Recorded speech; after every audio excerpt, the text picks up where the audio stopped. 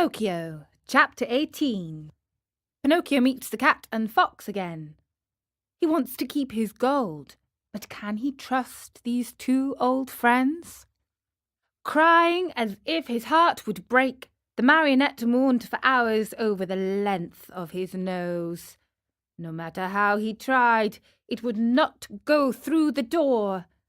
The fairy showed no pity to him, as she was trying to teach him a good lesson, so that he would stop telling lies.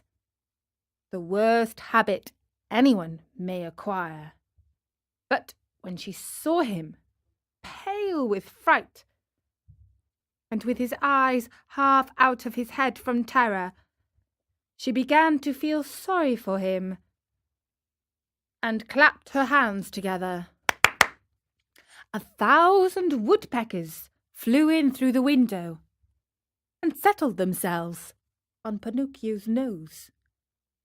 They pecked and pecked so hard at that enormous nose that in a few moments it was the same size as before.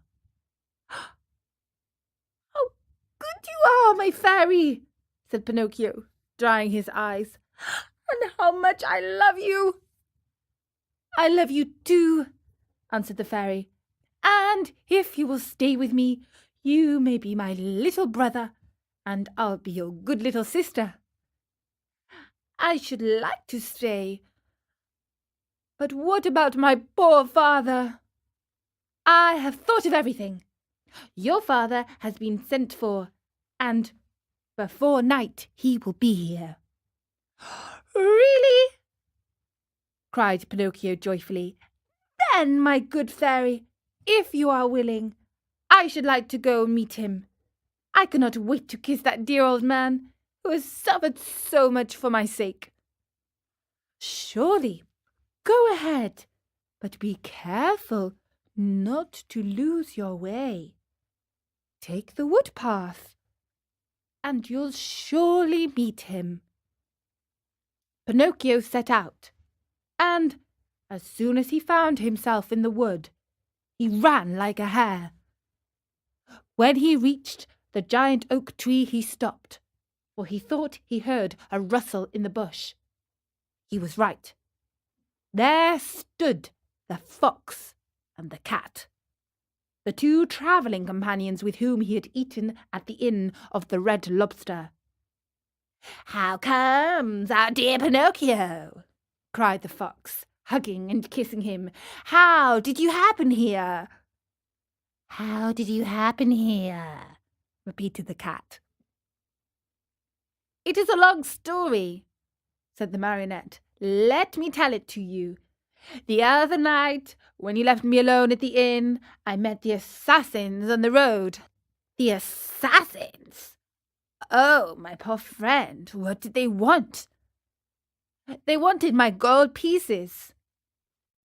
"Rascals!" said the fox. "The worst sort of rascals," added the cat. "But I began to run," continued the marionette, "and they after me, until they overtook me and hanged me to the limb of that oak." Pinocchio pointed to the giant oak near by. "Could anything be worse?" said the fox. "What an awful world to live in! Where shall we find a safe place for gentlemen like ourselves?"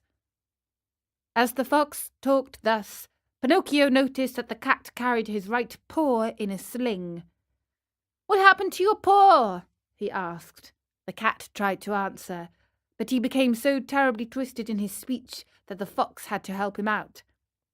"My friend is too modest to answer. I'll answer for him. About an hour ago he met an old wolf on the road. He was half starved and begged for help. Having nothing to give, what do you think my friend did out of the kindness of his heart? With his teeth he bit off the paw of his front foot and threw it at that poor beast so that he might have something to eat." As he spoke, the fox wiped off a tear.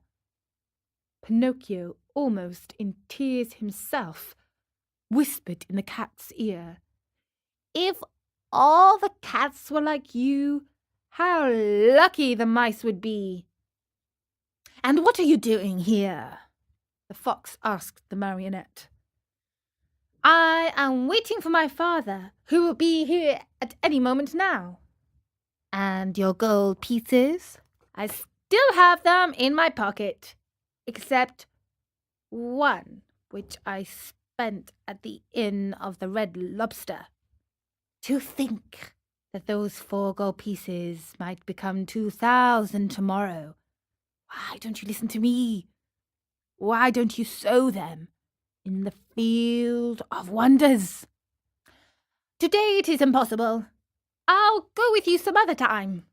Another day will be too late, said the fox. Why?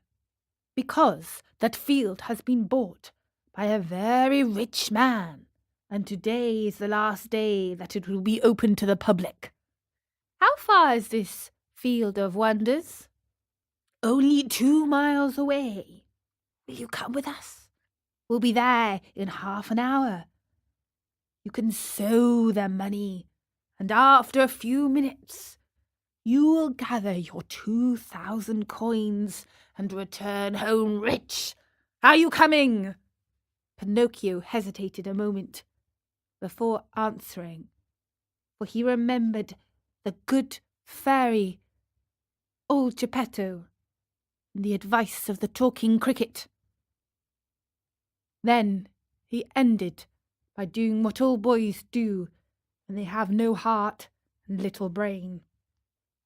He shrugged his shoulders and said to the fox and the cat, "Let us go. I am with you." And they went. They walked and walked for half a day at least, and at last they came to the town called the City of Simple Simons.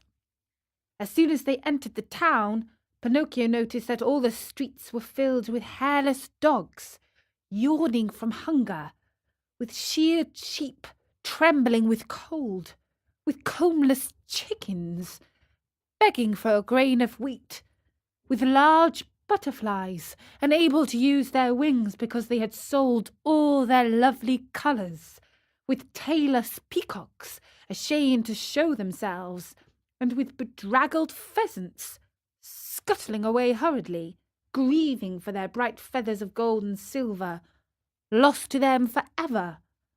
Through this crowd of paupers and beggars, a beautiful coach passed now and again.